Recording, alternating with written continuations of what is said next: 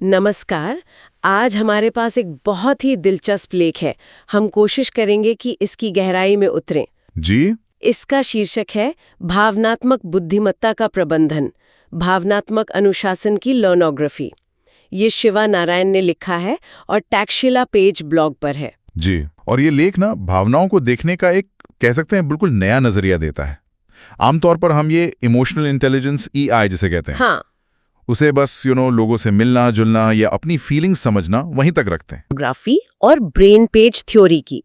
और ये बताता है कि हमारी भावनाएं असल में हमारे सीखने, ध्यान लगाने, यहाँ तक कि टीम में काम करने के तरीके को कैसे कंट्रोल करती हैं। मतलब ऐसा लगता है भावनाएं सिर्फ महसूस करने की चीज नहीं है, इनका सीधा कनेक्शन हमारे दिमाग के मोटर सिस्टम से है, क्रिया करने वाले हिस्से से। हाँ हाँ बिल्कुल, और यही इसका सबसे अनोखा पहलू है। लेख का तर्क है कि EI सिर्फ एक सामाजिक हुनर नहीं है, बल्कि ये एक न्यूरोमोटर प्रक्रिया है। न्यूरोमोटर? जी, यानी हमारे नर्वस सिस्टम और हमारी शारीरिक क्रियाओं से जुड़ी हुई। तो आज हम इसी बात को थोड़ा समझने की कोशिश करेंगे कि भाई कैसे अपनी भावनाओं को सोच समझकर संभालना, है ना, हमें बेहतर लर्नर बना सकता है। जैसा कि वो तक्षशिला हैप्पीनेस क्लासरूम का मॉडल है, उसमें भी ये दिखता है। अच्छा, तो मतलब भावनाओं को काबू करना सीखना, क्या ये साइकिल चलाना सीखने जैसा हो सकता है? एक स्किल जिसे प्रैक्टिस से हाँ, कुछ हद तक बिल्कुल सुधारा जा सके। चलिए इसी सवाल को ध्यान में रखते हुए इस लेख की परतों को खोलते हैं। सबसे पहले ये लर्नोग्राफी के नजरिए से भावनात्मक बुद्धिमत्ता को कैसे परिभाषित करता है। देखिए, लर्नोग्राफी जो है वो सीखने के विज्ञान को एक अलग ढंग से देखती है। इस नजरिए से EI सिर्फ ये नहीं है कि आप दूसरों की भावनाएं कैसे समझते हैं या अपनी कैसे जाहिर करते हैं, नहीं। ये उससे आगे बढ़कर एक न्यूरोमोटर काम बन जाता है। मतलब आपके दिमाग की वो वायरिंग जो आपके ध्यान यानी अटेंशन, आपकी प्रेरणा मोटिवेशन और आप जानकारी को कैसे सीखते और इस्तेमाल करते हैं, नॉलेज ट्रांसफर, इन सब को प्रभावित करती है। तो ये सिर्फ मन का खेल नहीं, बल्कि दिमाग और शरीर के तालमेल का मामला है। सुनने में तो ये काफी तकनीकी लग रहा है। है तकनीकी, पर दिलचस्प भी है। ये ब्रेन पेज थ्योरी से जुड़ता है।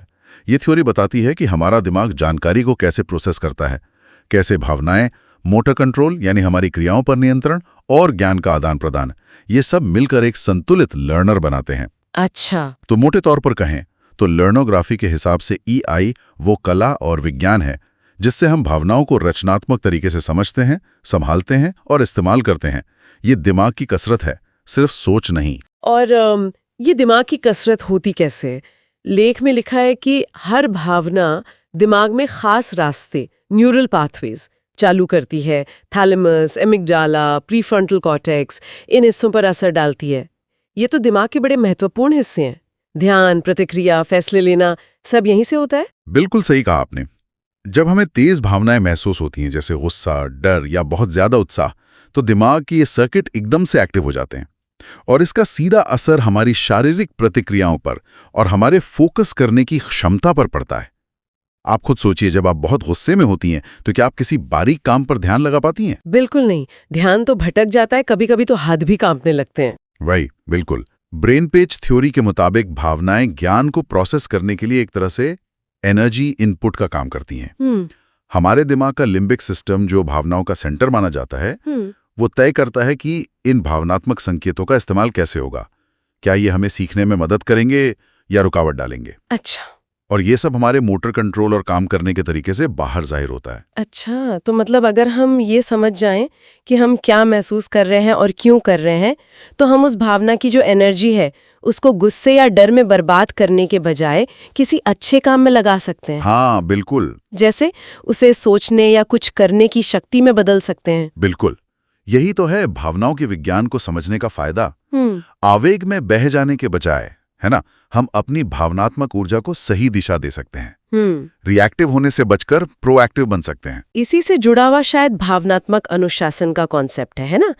लेख में पारंपरिक अनुशासन जो बाहर से आता है, जैसे सजा का डर, और लर्नोग्राफी वाला अनुशासन जो अंदर से आता है, आंतरिक मोटर नियंत्रण, इसमें फर्क बताया गया है। तो ये भावनात्मक अनुशासन क्या है फिर? भावनात्मक अनुशासन हाँ, ये वो क्षमता है जिससे हम मुश्किल हालात में भी अपनी भावनाओं पर काबू रख पाते हैं और शांति से अपना फोकस बनाए रखते हैं। लेकिन यहाँ सबसे महत्वपूर्ण बात यह है कि लेख इसे सिर्फ एक नैतिक गुण या इच्छा शक्ति की बात नहीं मानता। तो फिर क्या मानता है? ये दिलचस्प है। इसे एक मोटर फंक्शन मानता है। मोटर फंक्शन मतलब क्रिया? हाँ, यानी ये भी दिमाग के क्रिया करने वाले हिस्से से जुड़ा है। जब हम सोच समझकर अपनी भावनाओं को मैनेज करते हैं तो हम असल में अपने दिमाग के उन हिस्सों को एक्टिवेट कर रहे होते हैं जो हमारी गतिविधियों को कंट्रोल करते हैं, जैसे सबस्टेंशिया नाइग्रा और बेसल गैंग्लिया। ये दिमाग के वो हिस्से हैं जो हमें नई आदतें सीखने और कामों को ऑटोमेटिक तरीके से करने में मदद करते हैं। मतलब भावनाओं को कंट्रोल करना मांसपेशियों को कंट्रोल करने जैसा है। क्या हम सचमुच अपने गुस्से को वैसे ही कंट्रोल कर सकते हैं जैसे हाथ हिलाना कंट्रोल करते हैं? हाँ, कुछ हद तक लेख इसी मोटर कनेक्शन पर जोर देता है। ये कहता है कि जैसे हम प्रैक्टिस करके कोई शारीरिक स्किल सीखते हैं ना, हाँ, वैसे ही भावनात्मक नियंत्रण भी सीखा जा सकता है। यहाँ साइक्लोजॉइड रिहर्सल नाम की एक प्रक्रिया का जिक्र आता है। साइक्लोजॉइड रिहर्सल, ये क्या चीज है? बारी भरकम नाम लग रहा है। हाँ, नाम थोड़ा वैसा है। इसे आप ऐसे समझ सकते हैं जैसे दिमाग में किसी चीज को बार बार दोहराना। जैसे कोई धुन मन में अटक जाती है और घूमती रहती है ना। हाँ हाँ, होता है। तो लेख के अनुसार ये थैलेमस, जो दिमाग का रिले सेंटर है, उससे जुड़ी एक प्रक्रिया है। इस तरह की मानसिक रिहर्सल से भावनात्मक अनुशासन धीरे धीरे एक आदत बन जाता है, एक मजबूत मांसपेशी की तरह। यह हमें सीखने के दौरान ज्यादा लचीला और सटीक बनाता है। मतलब आसान भाषा में, जब आप जानबूझकर अपनी भावनाओं को काबू में रखते हैं तो आप असल में अपने दिमाग के एक्शन सेंटर को ट्रेन कर रहे होते हैं कि कैसे शांत रहना है और सही तरीके से काम करना है। वाह, ये तो कमाल का नजरिया है। मतलब प्रैक्टिस से हम अपने इमोशनल रिएक्शंस को बेहतर बना सकते हैं। ठीक वैसे ही जैसे प्रैक्टिस से बैटिंग सुधरती है। बिल्कुल। और ये सब फिर ब्रेन पे थ्योरी से जुड़ता है। ये थ्योरी कहती है कि असली सीखना तब होता है जब हम सुनी या पढ़ी हुई जानकारी यानी संवेदी इनपुट को अमल में लाते हैं, मोटर आउटपुट में बदलते हैं। यानी जब हम जो जानते हैं उसे करके दिखा सकते हैं। और भावनाएं इस प्रक्रिया में गाइड का काम करती हैं। वे हमारे ध्यान और प्रेरणा को दिशा देती हैं और यही मजबूत ब्रेन पेज मॉड्यूल बनाने के लिए जरूरी है। मतलब दिमाग में ज्ञान के पक्के सर्किट। इसका कोई उदाहरण दे सकते हैं? समझने में आसानी होगी। जरूर जरूर। जैसे जब हम किसी चीज को लेकर उत्सुक होते हैं, क्यूरियस होते हैं या उत्साहित महसूस करते हैं तो हमारे दिमाग में डोपामाइन रिलीज होता है। हाँ, वो हैप्पी हार्मोन जैसा कुछ। हाँ, कह सकते हैं। ये एक केमिकल है जो हमें अच्छा महसूस कराता है और सीखने की प्रक्रिया को मजबूत करता है, हमारी याददाश्त को बेहतर बनाता है। तो ये सकारात्मक भावनाएं सीखने के लिए पेट्रोल का काम करती है एक तरह से। और नकारात्मक भावनाएं, उनका क्या असर होता है? वहीं दूसरी तरफ अगर हम बिना काबू वाली चिंता या गुस्से में हैं तो ये हमारी सीखने की क्षमता को ब्लॉक कर सकता है। ये दिमाग के हिप्पोकैम्पस, जो याददाश्त बनाने वाला हिस्सा है, उसके काम में रुकावट डाल सकता है। ओह। तो ज्ञान दिमाग में ठीक से स्टोर नहीं हो पाता, यानी ब्रेन पेज कमजोर बनता है। ये ब्रेक का काम करता है। तो भावनात्मक बुद्धिमत्ता को मैनेज करने का मतलब ये हुआ कि हम ये पक्का करें कि हमारा सीखना डर या दबाव की वजह से ना हो, बल्कि हमारी अपनी इच्छा से हो और हमारे दिमाग के मोटर सिस्टम से चले। हाँ, बिल्कुल। सीखना एक स्वनिर्देशित, सेल्फ डायरेक्टेड और मोटर चालित प्रक्रिया बन जाए। और यहाँ वो तक्षशिला हैप्पीनेस क्लासरूम का उदाहरण बहुत फिट बैठता है। हाँ, आपने पहले जिक्र किया था। उनकी लघु विद्यालय प्रणाली है, मिनी स्कूल सिस्टम। उसमें बच्चे खुद छोटे छोटे शिक्षक बनकर एक दूसरे को सिखाते हैं। इस प्रोसेस में वे अनजाने में ही सहानुभूति, टीम वर्क और आत्मनियंत्रण यानी सेल्फ कंट्रोल का अभ्यास करते हैं। अच्छा, तो वो करके सीख रहे, सिर्फ पढ़कर नहीं। ये बात है। सही कहा। ये जो पेयर लर्निंग है ना, सहकर्मी शिक्षण, ये उनके भावनात्मक संतुलन को बेहतर बनाता है और उनके दिमाग में उन मोटर सर्किट्स को मजबूत करता है जो एकाग्रता और सहयोग के लिए जरूरी हैं। वे असल में भावनात्मक अनुशासन का मोटर अभ्यास कर रहे होते हैं। ये तो हुई सीखने की बात। लेकिन जिंदगी में तो बदलाव भी आते रहते हैं, कभी पढ़ाई में, कभी रिश्तों में, काम में। लेख कहते हैं कि ईआई हमें इन बदलावों से निपटने के लिए जरूरी लचीलापन, अडैप्टेबिलिटी देता है। लर्नोग्राफी इसे कैसे देखती है? हाँ, लर्नोग्राफी में इस लचीलेपन को न्यूरल प्लास्टिसिटी के तौर पर देखा जाता है। ये दिमाग की वो कमाल की क्षमता है जिससे वो नई चुनौतियों के हिसाब से अपने कनेक्शन बदल सकता है, खुद को रीवायर कर सकता है। जैसे हम नई आदतें डालते हैं या नई स्किल सीखते हैं, वैसी ही चीज। बिल्कुल। जब हम भावनात्मक रूप से स्थिर होते हैं, जैसा हमने कहा, थैलेमिक और बेसल गैंग्लिया के सही रेगुलेशन से बनाए रख सकते हैं, तो हम मुश्किल आने पर अपना ध्यान आसानी से दूसरी तरफ मोड़ पाते हैं, अपनी असफलताओं को एक नए नजरिए से देख पाते हैं और आत्मविश्वास के साथ समस्याओं का सामना कर पाते हैं। मोटर विज्ञान यहाँ ये पक्का करता है कि हमारी भावनात्मक प्रतिक्रियाएं सिर्फ अंदरूनी एहसास बनकर न रह जाएं। तो फिर वे क्या बनती हैं? अगर सिर्फ एहसास नहीं तो? वे समायोजन की ठोस क्रियाएं बनती हैं, टेंजिबल एक्शंस। जैसे अपनी बात को शांति से रखना, यानी भाषण, सही बॉडी लैंग्वेज का इस्तेमाल करना, हाव भाव, या फिर समस्या को सुलझाने के लिए कदम उठाना। छात्र अपनी भावनात्मक ऊर्जा को उद्देश्यपूर्ण प्रदर्शन में बदलते हैं, कंट्रोल्ड मोटर एग्जीक्यूशन के जरिए। मतलब सीधे शब्दों में कहें तो जानना काफी नहीं है, उसे करके दिखाना जरूरी है। और भावनाएं इस करने में या तो पेट्रोल का काम करती हैं या ब्रेक का। तो ये सारी बातें मिलकर क्या तस्वीर बना रही हैं? लिनोग्राफी, ब्रेन पेज, भावनात्मक अनुशासन, मोटर कंट्रोल, ये सब जुड़ता कैसे है आखिर में? देखिए, ये सब मिलकर एक संतुलित जीवन और सीखने के तरीके की तरफ इशारा करते हैं। जब हम लिनोग्राफी के मोटर विज्ञान के जरिए EI को मैनेज करना सीखते हैं, तो हम भावनात्मक अनुशासन विकसित करते हैं। ठीक है। ये अनुशासन हमारी ब्रेन पेज लर्निंग को बेहतर बनाता है और इसके नतीजे में हमारा लचीलापन, टीम वर्क और जीवन में सफल होने की संभावना ये सब बढ़ती है। तो क्या ये दिमाग के अलग-अलग हिस्सों के बीच बेहतर तालमेल, कोऑर्डिनेशन बनाने जैसा है? हाँ, बिल्कुल।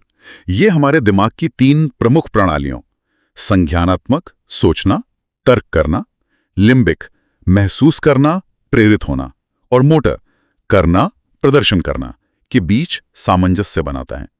जब ये तीनों सिस्टम सिंक में काम करते हैं एक साथ, हाँ, तब एक लर्नर आत्म जागरूकता यानी सेल्फ अवेयरनेस, सहानुभूति यानी एम्पैथी, और आत्म प्रेरणा यानी सेल्फ मोटिवेशन विकसित करता है। ये EI के 3 मुख्य स्तंभ माने जाते हैं। और इसका नतीजा क्या होता है? Final outcome? नतीजा होता है एक ऐसा छात्र या व्यक्ति जो फोकस के साथ सीखता है, अनुशासन के साथ काम करता है और भावनात्मक शांति और संतुलन के साथ जीता है। ये सिर्फ अकादमिक या प्रोफेशनल सफलता की बात नहीं है, ये एक ज्यादा बैलेंस्ड और बेहतर इंसान बनने की बात है। तो हमने बार बार सुना कि EI सिर्फ एक सामाजिक कौशल नहीं है, बल्कि एक मोटर विज्ञान है। इसका असल मतलब क्या है हमारी रोजमर्रा की जिंदगी के लिए? हम इसे कैसे समझें? इसका मतलब यह है कि अपनी भावनाओं को पहचानना, समझना और उन्हें ठीक से संभालना, ये सब हमारे सोचने, काम करने और दूसरों के साथ व्यवहार करने के तरीके को सीधे तौर पर प्रभावित करता है। ये क्षमता हमारे व्यवहार, हमारी एकाग्रता और हम कैसे ज्ञान को इस्तेमाल करते हैं, इन सब को कंट्रोल करने वाली एक फंडामेंटल प्रक्रिया है। और ये भावनात्मक अनुशासन जिसे हम प्रैक्टिस से मजबूत कर सकते हैं, ये हमें शांत रहने और मुश्किलों का सामना करने में मदद करता है। जी, और ये सब ब्रेन पेज थ्योरी से जुड़ा है, कैसे हम अनुभवों को एक्शन में बदलते हैं। दिमाग के मोटर सिस्टम वाले हिस्से जैसे वो सबस्टेंशिया नाइग्रा और बेसल गैंग्लिया इस पूरी प्रक्रिया में अहम भूमिका निभाते हैं। वे व्यवहार को नियंत्रित करते हैं और सीखने के दौरान भावनात्मक स्थिरता बनाए रखने में मदद करते हैं। और वो साइक्लोजॉइड रिहर्सल वाली बात याद है? हाँ, वो दोहराव वाली। बिल्कुल, उस तरह के दोहराव वाले अभ्यास से ही स्थिर मोटर आदतें बनती हैं, जिसमें भावनात्मक नियंत्रण भी शामिल है। जब लर्नर सचेत रूप से अपनी भावनाओं को मैनेज करते हैं, तो वे बेहतर टीम प्लेयर बनते हैं, ज्यादा सहानुभूति दिखाते हैं और बदलावों को आसानी से अपनाते हैं। तो लेख का निचोड़ ये है कि भावनात्मक बुद्धिमत्ता कोई नरम गरम सॉफ्ट स्किल नहीं, बल्कि मोटर नियंत्रण और दिमाग के सीखने के तरीके का एक ठोस हार्ड साइंस है। हाँ, बिल्कुल, यही भावनात्मक अनुशासन की लिनोग्राफी हमारे भावनात्मक आवेगों को सोची समझी लक्ष्य केंद्रित क्रियाओं में बदल देती है। जब हम भावनात्मक नियंत्रण को ब्रेन पेज थ्योरी और ज्ञान हस्तांतरण के मोटर विज्ञान के साथ जोड़कर देखते हैं, जैसा कि ज्ञानपीठ प्रणाली और तक्षशिला मॉडल में करने की कोशिश की गई है, हाँ, तो हम ऐसे लर्नर तैयार कर सकते हैं जो न केवल दिमाग से तेज हों, बल्कि भावनात्मक रूप से मजबूत और सामाजिक रूप से जिम्मेदार भी हों। तो आज की इस पूरी बातचीत का सार क्या निकला?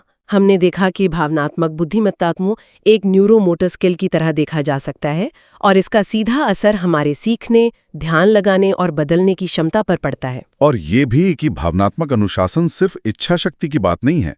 इसे दिमाग के मोटर कंट्रोल सेंटर्स जैसे बेसल गैंग्लिया और वो साइक्लोजॉइड रिहर्सल जैसी तकनीकों से बाकायदा विकसित किया जा सकता है, जैसे कोई मांसपेशी मजबूत की जाती है वैसे। ब्रेन पेज थ्योरी ने यह समझाया कि कैसे भावनाएं जानकारी को एक्शन में बदलने की पूरी प्रक्रिया को चलाती हैं, उसे ड्राइव करती हैं। ये सब मिलकर एक संतुलित जीवन की वो तस्वीर पेश करता है जहां सोच, भावना और कर्म में एक तालमेल हो। जैसा कि लेख में कहा गया है, ये सिर्फ अकादमिक सफलता के बारे में नहीं है, बल्कि भावनात्मक सामंजस्य और मानवीय उत्कृष्टता के बारे में है। हाँ, और लेख के आखिरी में एक बहुत अच्छी बात कही गई है कि भावनात्मक बुद्धिमत्ता का प्रबंधन असल में बाहरी दुनिया में प्रभावी ढंग से काम करने के लिए अपनी अंदरूनी दुनिया पर महारत हासिल करना है। वाह! ये भावनात्मक ऊर्जा को उद्देश्यपूर्ण कार्यवाही में बदलने की कला है, सीखने को जीने में बदलने की और भावना को उत्कृष्टता में बदलने की। वाकई यहाँ एक विचार छोड़ जाते हैं हम सबके सोचने के लिए। अगर हम ये समझ लें कि हमारी भावनाएं और उन पर नियंत्रण हमारी मोटर प्रक्रियाओं से जुड़ा है, तो क्या हम इस जानकारी का इस्तेमाल सचेत रूप से अपनी किसी खास सीखने की चुनौती या मुश्किल आदत से निपटने के लिए कर सकते हैं? क्या हम अपनी भावनाओं को ट्रेन करके उन बाधाओं को पार कर सकते हैं? इस पर विचार करना दिलचस्प होगा।